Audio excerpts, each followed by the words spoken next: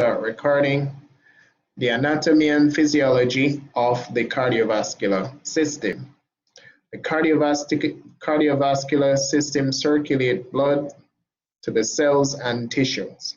It delivers oxygen and nutrients. It carries away metabolic waste products, responsible for supplying and maintaining adequate blood flow or perfusion.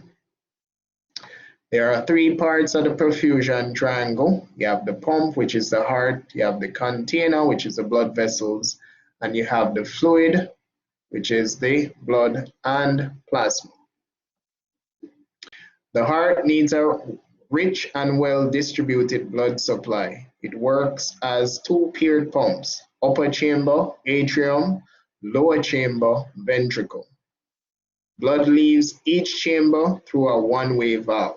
And we're just doing a review of the anatomy and physiology. These are things that you should know already. Arteries carry blood away from the heart. A is for away. Arterioles, smaller vessels that connect the arteries, and capillaries. Capillaries pass among all the cells and link arterioles and venules. Venules, very small thin wall vessels that empty into veins. Veins carry blood from tissues to the heart. All of this is revision. Oxygen and nutrients pass from the capillaries into the cells, and waste and carbon dioxide diffuses into the capillaries. We're talking about the process of cellular respiration. Blood contains red blood cells, that's your erythrocytes, responsible for the transportation of oxygen to the cells and carbon dioxide away from the cells to the lungs. Then we have the white blood cells or leukocytes, which are responsible for fighting infections. You have the platelets, which are important to the clotting process, and you have the plasma, which is the fluid portion of the blood. Blood clot formation depends on blood stasis, changes in the blood vessel walls, and the blood's ability to clot. So blood clot formation depends on blood stasis, where the blood stops moving, changes in the blood vessel wall due to constriction, and the ability of the body to make that clot, which platelets have a role in that. When tissues are injured, platelets begin to collect at the site of injury. Red blood cells become sticky and clump together. The autonomic nervous system monitors the body's need, and it adjusts blood flow as needed. Automatically redirects blood away from other organs to the heart, the brain, the lungs, and the kidneys in an emergency, right? And adapts to maintain a state of balance or homeostasis and perfusion. Perfusion is the circulation of blood within an organ to meet the cell's needs for oxygen, nutrients, and waste removal. The speed of blood flow, fast enough to maintain circulation, slow enough to allow cells to exchange oxygen and nutrients for carbon dioxide and waste. So the blood must flow fast enough to maintain circulation, but it must be slow enough so that the exchange of oxygen and nutrients and the removal of waste and carbon dioxide can occur. And that is done through an appropriate cardiac output, which greatly influences your blood pressure. Some tissues need a constant supply of blood, while others can survive with very little. Right? All organs and organ systems depend on adequate perfusion to function properly. Death of an organ system will most definitely lead to death of the patient. Emergency care is centered around supporting adequate perfusion until the patient can get to the hospital, right? And so far you have learned that the brain under normal body temperature, the brain and the spinal cord cannot go without proper oxygenation for more than 4 to 6 minutes. After 6 minutes, we start to lose brain cells. The lungs can survive for 15 to 20 minutes, right? The kidneys, we have about 45 minutes of survival without proper perfusion. And the skeletal system, you have about 2 hours. The heart needs a constant supply of blood. So this particular slide is very important, right? Very important slide. All right, now that's the review of the anatomy and physiology. We have looked at the pathophysiology. What you need to keep in mind, if you know the components of the blood, start thinking this way. Whether the patient is bleeding externally or internally, they are losing these components.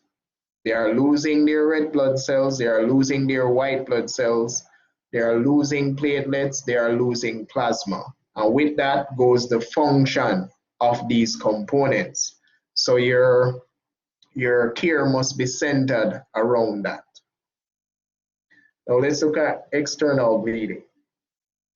Hemorrhage means bleeding. External bleeding is visible hemorrhage, includes nosebleeds and bleeding from open wounds, right? With serious external bleeding, it may be difficult to tell the amount of blood loss. Blood looks different on different surfaces. Estimate the amount of external blood loss when possible. The body will not tolerate a blood loss greater than 20% of its blood volume, right?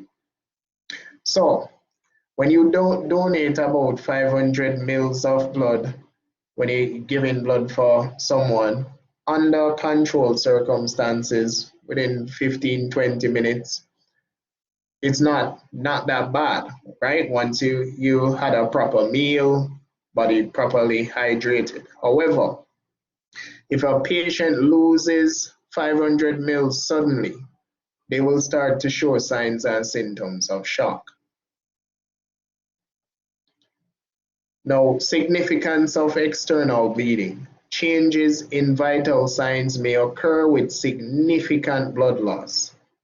So if the blood pressure goes down, the body will compensate by narrowing the blood vessels to increase the heart rate.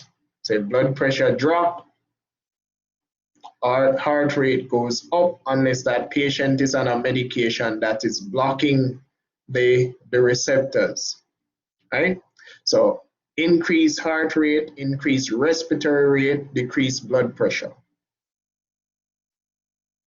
Significance of external bleeding. How well people compensate for blood loss is related to how rapidly they bleed. And this is what I was mentioning earlier.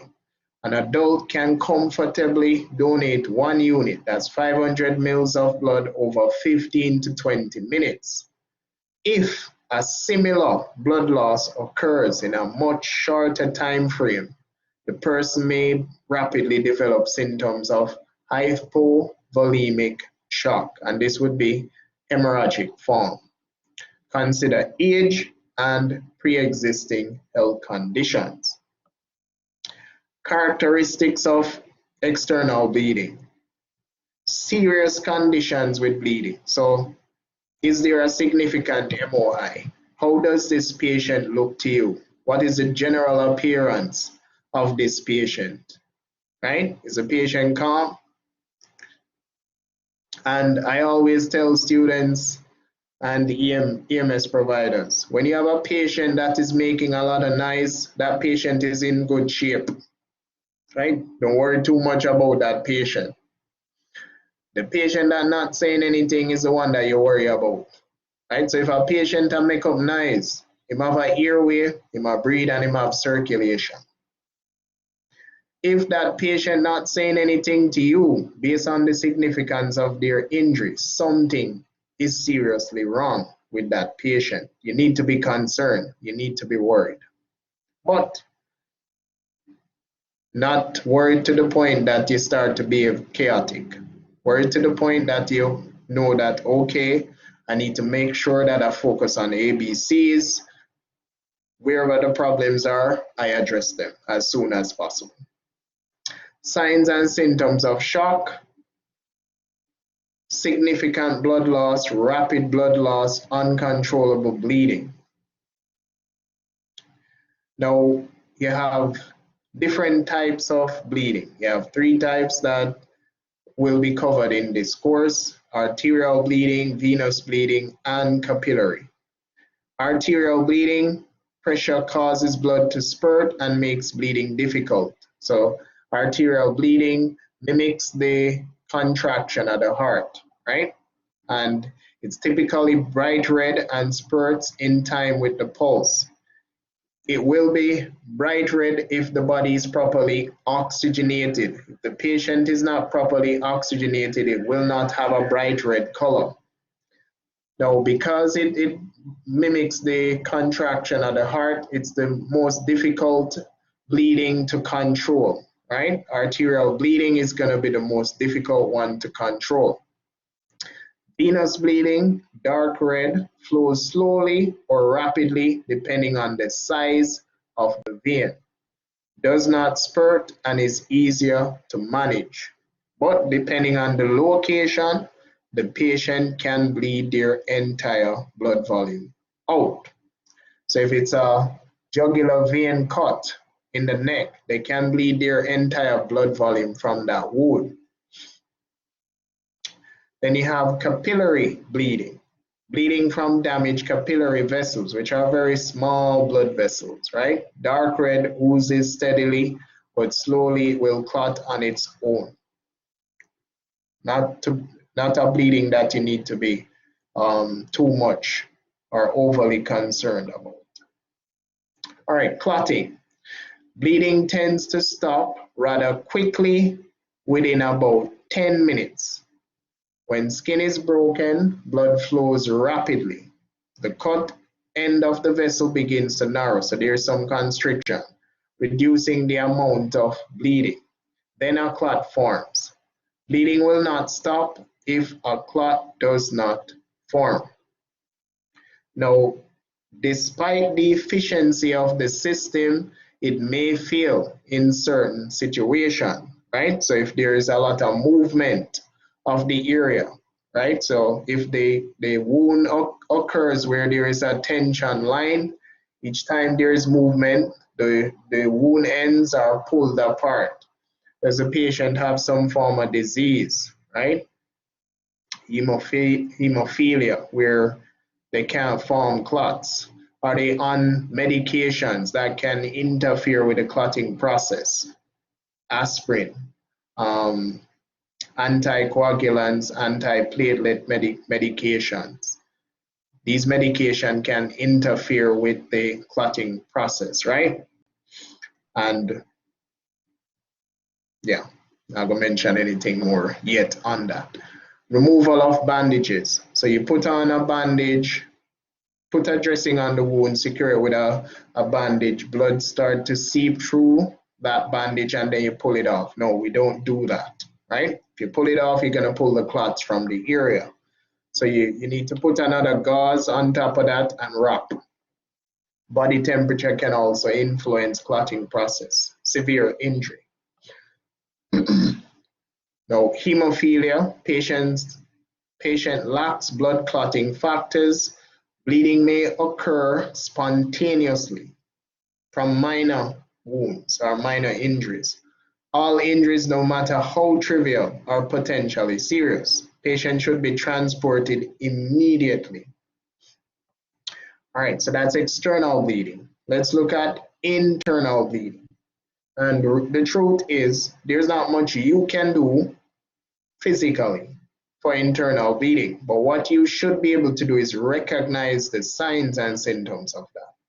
So the sooner you can recognize the signs and symptoms of internal blood loss, the quicker you can get the patient to a facility to undergo surgery to correct the issue. Bleeding in a cavity or space inside the body, right? So you need to think about your cavities, the cranial cavity, spinal cavity, thoracic cavity, abdominal cavity, the pelvis, the femur. These are areas where you can get a lot of blood loss occurring. Can be very serious because it is not easy to detect immediately, especially the abdomen, which is a very large cavity, right? And I think I mentioned this before, maybe I didn't, but the abdominal cavity is like glass filled with ice. When you pour water into that glass filled with ice, you will not see the water at the top until the space between the ice is filled. It's the same concept with the abdomen. The cavity is very large, so you won't see physical deformity of the abdominal region until the space is filled with blood. And when you can see physical deformity, it is very, very late for that patient. So you have to look for subtle signs. Do you see discoloration over the patient's hip? Do you see discoloration around the navel? Does the patient complain of pain to the right shoulder or left shoulder? So the patient receives abdominal blunt trauma to the abdomen, but they're complaining of pain in the right shoulder and left shoulder. That could be an indication of liver and spleen damage, right? If they have referred pain, as it is called. Now, possible conditions causing internal bleeding: stomach ulcer, lacerated liver, ruptured spleen, broken bones, especially the ribs or the femur. They can lose up to 1 liter from a femur fracture. If they have bilateral femur fracture, that they can develop severe shock. A pelvic fracture is even worse than a femur fracture. So they can lose up to 500 mils of blood per crack from a pelvic fracture. So it's far more severe than a femur fracture.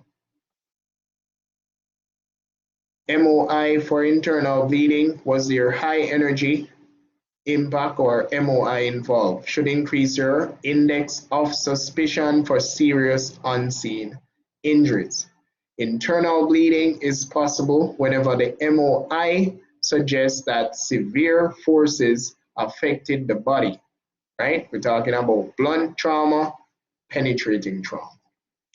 We will definitely be performing our DCAP BTLS. So we're looking for deformities, contusions, abrasions, punctures, penetrations, paradoxical motion, burns, tenderness, laceration, swelling. We will consider the NOI, and this is more for medical, and for medical patients, internal bleeding is not always caused by trauma. Sometimes it can be caused by a medical issue. And non-traumatic causes include bleeding ulcers, bleeding from the colon, a ruptured ectopic pregnancy, aneurysms. Now, signs that we need to look for: abdominal tenderness, guarding, right? So they're protecting the area, rigidity, pain, distension. In older patients, signs include dizziness, fainting episodes, weakness. Ulcers or other GI problems may cause vomiting of blood, bloody diarrhea, or urine. And be highly suspicious that if a patient is vomiting blood, it's coming from the intestinal tract. And if they are coughing up blood, it's coming from the lungs. Signs and symptoms of internal bleeding. Pain, most common. Swelling in the area of bleeding. Distension. However, distension in the abdomen is a late finding, so you have to look for more subtle clues. Dyspnea, tachycardia, hypotension. If they have hypotension or a low blood pressure, they're in the decompensating phase of shock. They're not in good shape at that point. And we have the hematoma and bruising. Hematoma is what you would call a coco, right? So if when you were young, you used to run up and down like me and you drop and lick your head and you get coco, that's a hematoma, right? However, a hematoma is not specific to your forehead or your head, right? You can get a hematoma anywhere on your body. And all it means is that a large blood vessel has been damaged under the skin, so it's bleeding to the point that it swells up. That's a hematoma. Bleeding from any body opening. Hematemesis, that's when they're vomiting up blood. Melena, blood in the stool. Pain, tenderness, bruising, guarding, or swelling. Broken ribs, bruises over the lower part of the chest, or rigid, distended abdomen. All right, and of course we have to be looking for the signs of shock. So that would include change in mental status, weakness, faintness, or dizziness on standing. Weakness, faintness, or dizziness on standing. And depending on your protocol, you may be required to do an orthostatic test or blood pressure, where you check the patient's blood pressure in 3 different positions while they're lying down, sitting, and standing, right? And as I say, will depend on your protocol and whether or not you're working with a ALS, working within an ALS system or request ALS.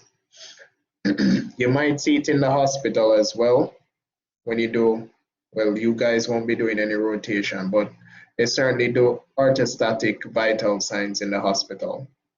Now, later signs of hypoperfusion, tachycardia, weakness, fainting or dizziness at rest, thirst, nausea, and vomiting, cold, moist, clammy skin. Shallow, rapid breathing. And once you start to see shallow breathing with altered mental status, your patient requires positive pressure.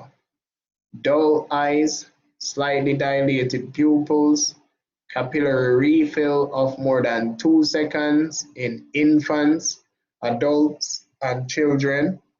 In females, it might be for adults, for adults, infants, and children, it's usually within 2 seconds. For females, it's within 3 seconds. For your geriatric population, it can be within 4 seconds, right? So keep that in mind. Weak, rapid, thready pulse, decreasing blood pressure, altered level of consciousness. Once you start to see an altered level of consciousness, the brain is not being perfused properly at that point. All right, so let's get into the patient assessment approach. So we will size up our scene, ensure that the scene is safe, be alert for potential hazards. At vehicle crashes, ensure the absence of leaking fuel and energize electrical lines. If the lines are energized, we need to contact the power company.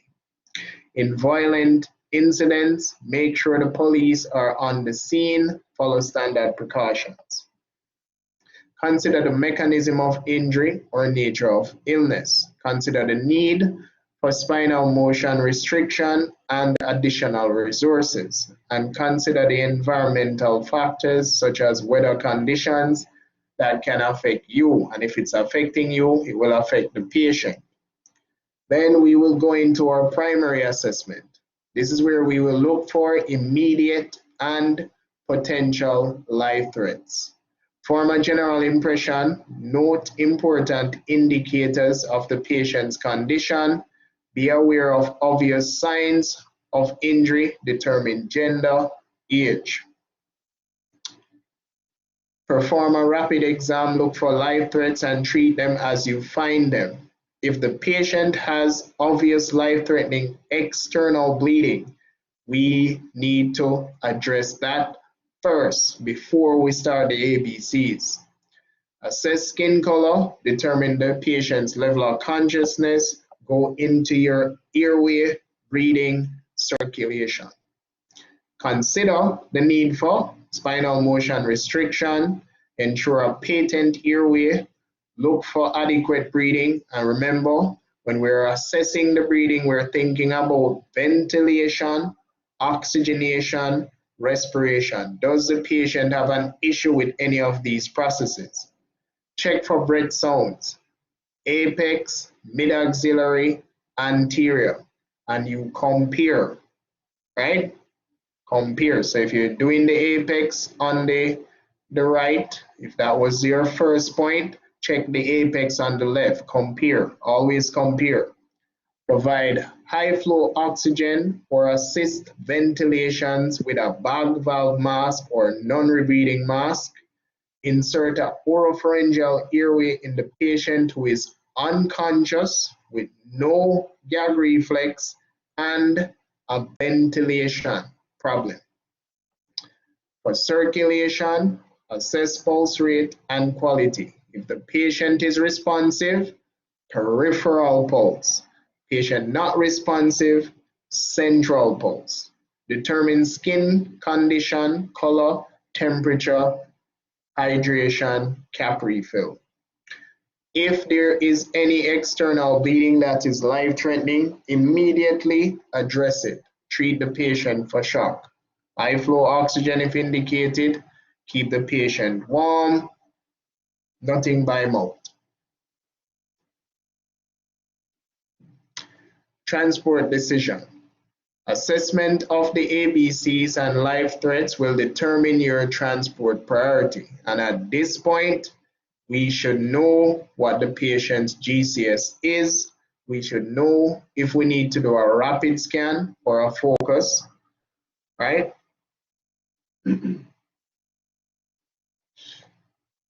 We would know all of that at this point. And of course, we're gonna know if it's a stay and play or load and go. Signs that imply rapid transport: tachycardia or tachypnea, a low blood pressure, weak pulse, clammy skin, right? And that would be our primary assessment. The next phase, history taking. Investigate the chief complaint. Look for signs and symptoms of other injuries due to the MOI or NOI. Note obvious signs of internal bleeding. Assess the entire patient. Obtain your sample history, right? Ask the patient about blood thinning medication. I am not a fan of that term, but hey, it's in your slide, right? I don't like the term blood thinning, but anyway, that's for another day. Ask the patient about blood thinning medications. If the patient is unresponsive, obtain history from medical alert tags or bystanders. Look for signs and symptoms of shock. Determine the amount of blood loss, if possible. And if you cannot get information directly from the patient, family, bystanders, or you're not picking up anything unusual on the scene or on the patient, ensure that you check the blood sugar, pulse ox, so get a pulse ox reading and check the patient's pupils. After the history taken, it's time for the secondary assessment. This is where we will do our recorded vital signs. We will do a complete or detailed systematic head-to-toe assessment or focus systematic assessment. We will be using monitoring devices. With a critically injured patient or a short transport time, there may not be enough time to conduct a full secondary assessment.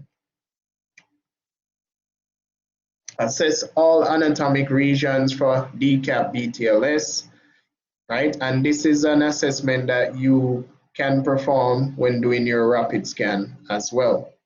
Look for uncontrolled bleeding from large scalp laceration. Feel all 4 quadrants of the abdomen for tenderness or rigidity. Record pulse, motor, and sensory function to the extremities, or if you suspect that the patient has a spinal injury, right? So once it's an injury to the extremity, whether upper or lower extremity, we must assess pulse, motor, and sensory function, also known as PMS. Some books will have it as CMS, circulation, motor nerve, sensory nerve.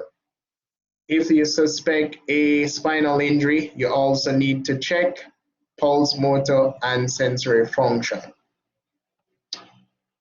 Vital signs. Assess vital signs to observe the changes that may occur during treatment, right? A systolic blood pressure of less than 100 millimeters of mercury with a weak, rapid pulse should suggest the presence of hypoperfusion. This patient is going into shock, or this patient is in shock. Cool, moist skin that is pale or gray is an important sign as well. After we have completed the secondary, the next phase is the reassessment phase. Repeat the patient in areas that showed abnormal findings. So you're going to repeat your primary assessment, right? Anywhere that was compromised in your primary assessment, you're going to recheck it again. Going to be looking for signs and symptoms of internal bleeding, right? And you're looking out for things that develop slowly. Reassess an unstable patient every 5 minutes. The patient is stable every 15. Look at your interventions, right? Provide high flow oxygen. Is it working? Do I need to go up? Do I need to adjust? Do I need to change to something else? Control external bleeding, make sure it's still under control. Provide treatment for shock and transport. Nothing by mouth. Give oxygen if it is needed, whether supplemental or positive pressure. Keep the patient warm. Do not delay transport of a patient to complete an assessment. We will also be doing our communication and documentation. So we're going to call the receiving facility, going to tell them what it is that the patient told us, what we observed, what we did based on observation, how the patient responded to the treatment, and our method of transportation, and our ETA, of course, how far away we are from the receiving facility, and whether or not the patient will need some form of specialized care, right? And while we're doing communication, we're doing documentation as well. And we only put down the facts in our reports. We don't put assumptions. Emergency medical care for external bleeding. Follow standard precautions. Wear glove, eye protection, possible mask or gown. You might not get the chance to put on a gown in the field, right? That's rarely done in the field. Make sure the patient has an open airway and is breathing adequately. Provide high flow oxygen as indicated. Control obvious life-threatening bleeding as quickly as possible. If there is a fracture, stabilize the fracture. Now, if the ABCs were compromised, you certainly won't be stabilizing that fracture on scene. You would stabilize en route, but there are some fractures that if present in the field, you may have to stabilize it, right? And one of those fractures is the pelvis. So if you discover a possible pelvic fracture in the field, you stabilize that fracture before you move on to your assessment, because that is a fracture that is very deadly. Hold on, let me backtrack a bit.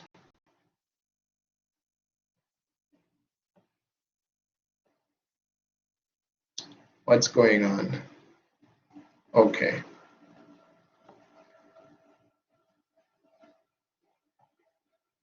All right. Okay. Several methods are available to control external bleeding. So these are the methods: direct, even pressure, and elevation.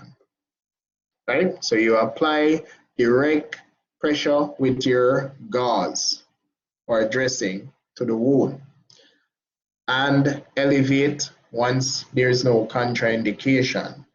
We can use pressure dressings, we can use splints, and you have the use of the tourniquet, which is a last resort. And in some protocols, you may have to use it right away depending on where the injury is. But you must be guided by a protocol or medical direction. So direct pressure, most effective way to control external bleeding. Pressure stops the flow of blood and permits normal coagulation to occur. Apply pressure with your glove fingertip or hand over the top of the sterile dressing. Hold uninterrupted pressure for at least 5 minutes. So you're gonna have to hold pressure in that area. For your pressure dressing, firmly wrap a sterile self-adhering roller bandage around the entire wound. So dressing goes on the wound, bandages secure dressings. Use 4x4 sterile gauze pads for small wounds and sterile universal dressings for larger wounds. Cover the entire dressing above and below the wound. Stretch the bandage tight enough to control bleeding. You should still be able to palpate a distal pulse. So the pressure dressing should not be so tight that you can no longer feel the pulse or the patient is complaining of numbness or the limbs start to get extremely pale. Do not remove a dressing until a physician has evaluated the patient. Bleeding will almost always stop once the pressure of the dressing exceeds arterial pressure. Hemostatic agents, not very popular yet in the civilian EMS system, but certainly in the Army. Any chemical compound that slows or stops bleeding by assisting with clot formation can be used with direct pressure when direct pressure alone is ineffective. The use of hemostatic agents in EMS remains largely experimental, so it's not standardized as yet, but there is research being done to determine which hemostatic agent would be most appropriate for the field emergency civilian system. Right? Because some of these agents are causing the wound to get hot. So be aware of and follow local protocols. For the tourniquets, useful if a patient has substantial bleeding from an extremity injury. Several types, right? So you have several ways you have commercial combat tourniquet. You can use a blood pressure and a BP cuff, blood pressure cuff and a clamp to make a tourniquet, or you can use a triangular bandage and a pen, right? If you're going to be putting on tourniquets in the field, it is something that must be practiced and sanctioned by a medical director, and you must know all the methods to do it, right? If a commercial tourniquet is available, you can create, if a commercial tourniquet is unavailable, you can create a tourniquet using a triangular bandage and a stick or rod, right? And a lot of persons always say, yes, sir, I learned how to make a tourniquet in first aid class. And when you ask them to do it, they can't, right? It has to be done a specific way. And you have to learn it correctly. Observe the following precautions. Do not apply a tourniquet directly over any joint. Always place the tourniquet proximal to the injury. Make sure the tourniquet is tightened securely. Never use a wire, rope, or belt, or any narrow material or anything that can cut into the skin. And I think I have a video that I'm going to show you after I'm finished with this chapter, and you tell me what you think when you see that video. Observe the following precautions. Place padding under the tourniquet. Never cover a tourniquet with a bandage. Do not loosen the tourniquet after you have applied it, right? And always put a piece of tape on top of the patient's forehead or where it is visible with TK and the time, and that would be the time that you applied the tourniquet. So that is very important. We have ear splints, not in Jamaica, but certainly in EMS in the States. An ear splint can be used to control bleeding, right? Soft splint or pressure splint, it can control internal or external bleeding associated with severe injuries. And it has to be a straight limb. And you basically put it over the limb and inflate it with air, and that air pressure that's building up can create pressure on a dressing to control bleeding. Use it to immobilize fractures like a pressure dressing. Use only approved clean and disposable valve stems. And of course, if we don't have the ear splints, rigid splints can also be used to control bleeding, right? Because if a fracture is not immobilized, patient is going to bleed. Why? Because blood cells are also made in the bone. So if a bone is fractured, the patient will bleed from that, right? So the quicker we can realign and stabilize, less blood loss will occur. So rigid splints will help immobilize fractures, reduce pain, prevent further damage to soft tissue injuries. Once the splint is applied, monitor circulation in the distal extremity. All right. Now, bleeding from the nose, ears, and mouth. Several conditions can cause bleeding from the nose, ears, and mouth.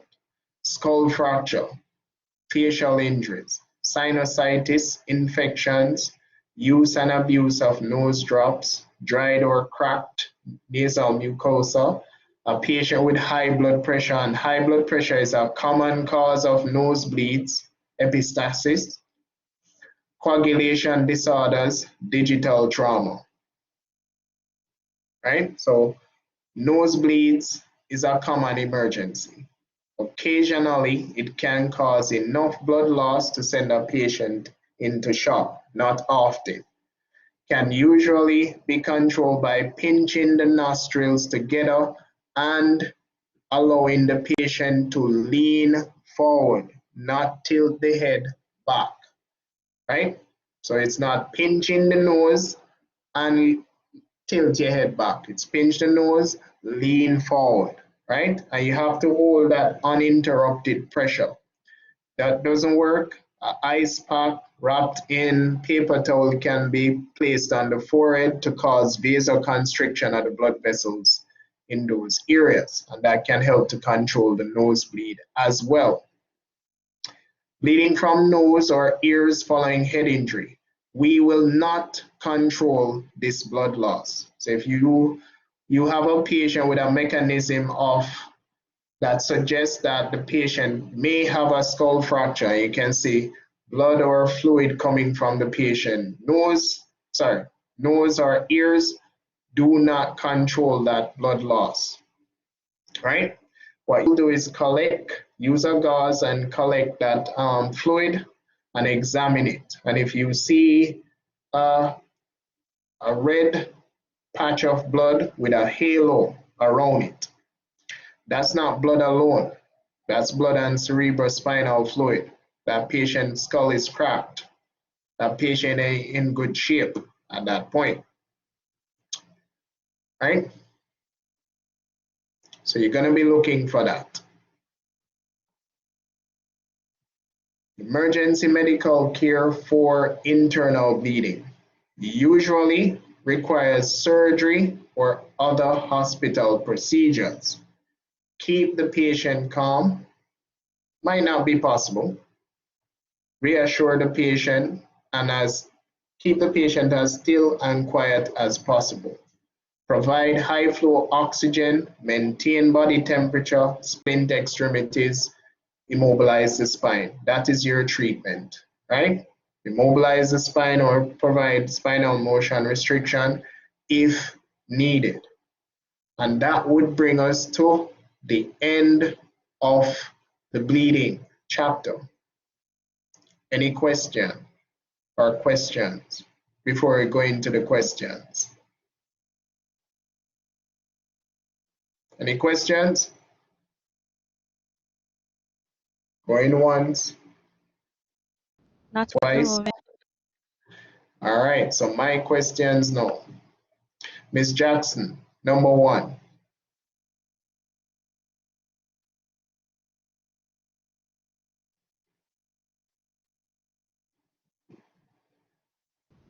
B, sir. B as in boy? Yes, sir. Okay. That would be correct. Rowan, question 2.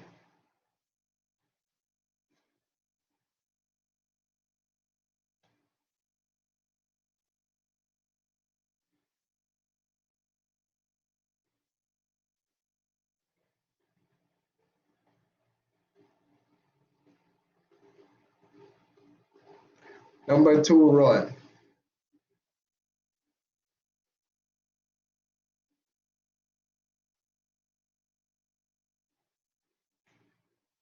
If you cannot use your mic, type the answer in the chat. Going once, twice. Mr. Jennings, number 2.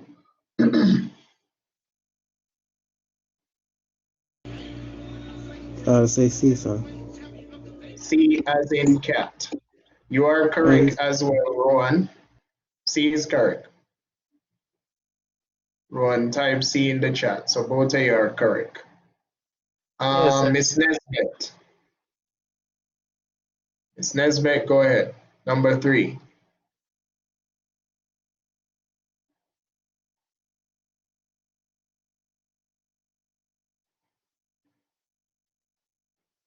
I'm still reading. That's fine.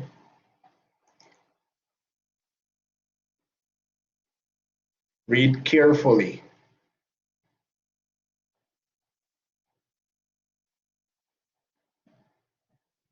D, sir. 1-inch laceration to the thigh with spurting bright red blood. Would be correct. That's an arterial bleed. So that's a critical patient. Number 4, Miss Johnson. Which of the following set of vital signs sign is least indicative of internal bleeding?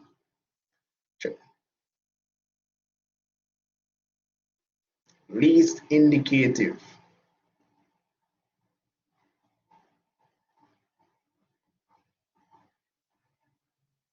I'm reading, sir. Okay.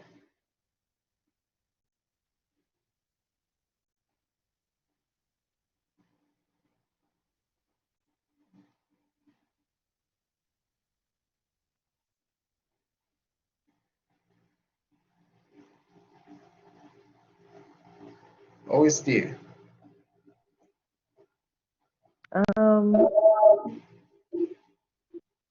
Don't answer it. Look at 2 things. So may I give you a little help? you're going to pay attention to two things: the blood pressure, pulse rate. You have an answer now?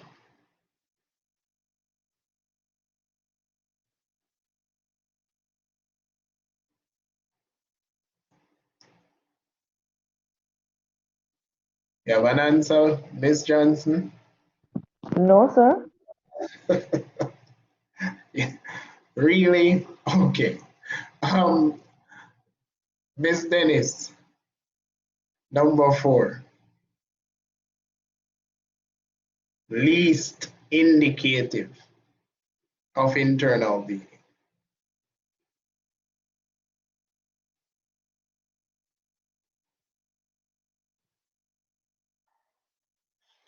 Miss Dennis said D, blood pressure of 102/48. What would be the pulse pressure of that patient? D. A. And I said to you previously, look at the blood pressure, look at the pulse. Look at the blood pressure, look at the pulse, right? If the blood pressure is not sufficient, the pulse rate is going to increase. The blood pressure is not sufficient, the pulse rate is going to go up. And the best that blood pressure of 140/90 is higher than all the other blood pressures. All right. That's a tough one. That's a tough one. Internal hemorrhage typically reveals vital signs that are consistent with shock, hypotension, tachycardia, and tachypnea, right? You're paying attention to the blood pressure and the pulse. Hypertension, bradycardia, and bradypnea is that is a different problem, right? So when you have a patient with a traumatic injury with hypertension, bradycardia, and a breathing issue, that's a presentation that is suggesting a head injury issue that is causing raised intracranial pressure. All right, that was a tough question. I'll say that much. Number 5, Miss Jackson.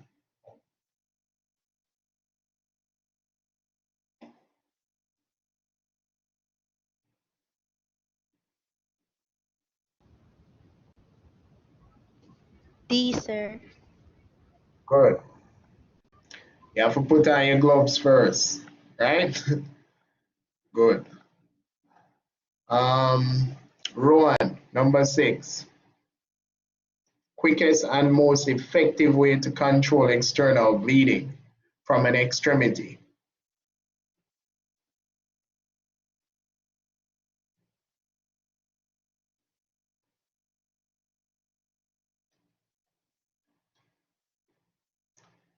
Can I use your mic? Type in the chat.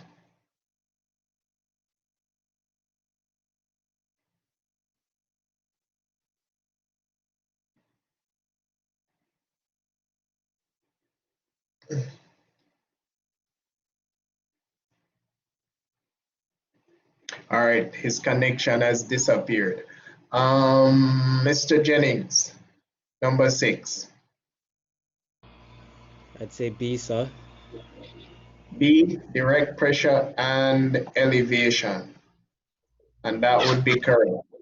That would be correct. Miss Nesbeth, your question is next. When applying a tourniquet to an amputated arm, the EMT should? And boy, sir, avoid applying the tourniquet over joint. Okay, that is acceptable. Ms. Johnson, this is another critical thinking question, but I think I gave away the answer to this question already. Number 8, Miss Johnson. I'm coming to you, Rowan. I'm coming to you.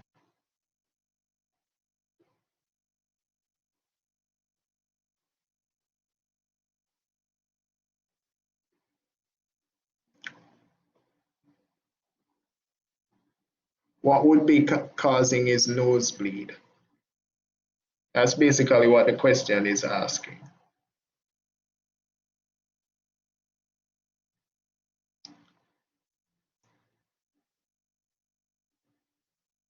Talk to me.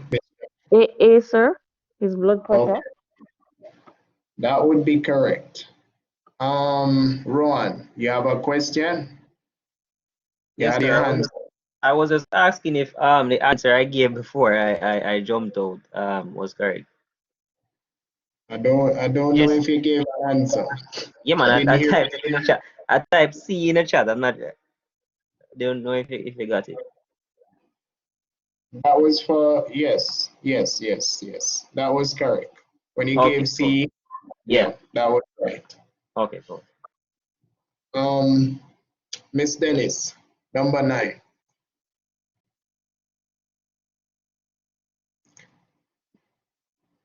Epistaxis, nosebleed.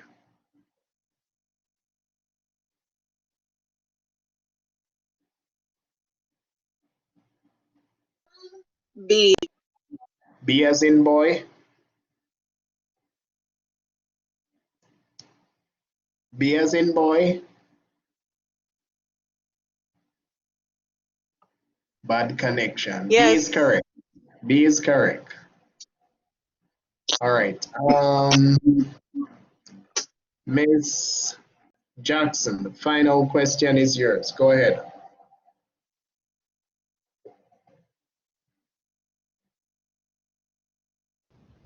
D, sir. B as in? Boy. Okay. That would be correct. All right. Let me stop the recording because the video